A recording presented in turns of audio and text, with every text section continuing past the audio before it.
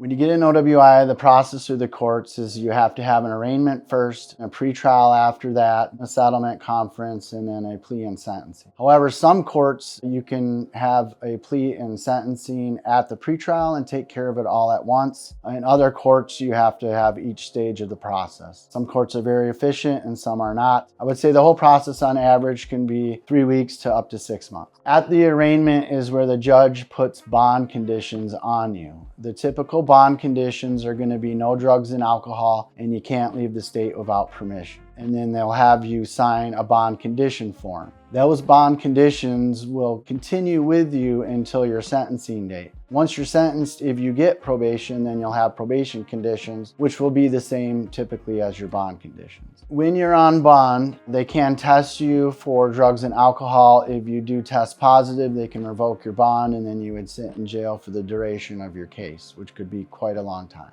For the pretrial conference, when you want to prepare, it's generally a good idea to try to get your assessment completed, which is required by the state of Michigan, as well as completing classes such as the Victim Impact Panel or the Highway Safety Seminar. The Victim Impact Panel you can do online. It's about an hour and a half and costs $35. The Highway Safety Seminar is also online. It's $125 and it takes about 4 hours. If you go to the pretrial and you have that all completed, generally you can also be sentenced at that pretrial as well, as it looks good to have that completed when I'm trying to get a reduction from the prosecutor. When you go in to do the assessment, usually you'll call me a couple days before the assessment and I'll prepare you on what questions you'll be asked at the assessment. The assessment is a drug and alcohol assessment, so we'll ask you questions such as, when was the last time you had a drink? How often do you drink when you drink? And how much do you drink when you drink? Have you used any other drugs? If so, what drugs? They'll also ask you routine questions such as where you're employed at, do you have a family?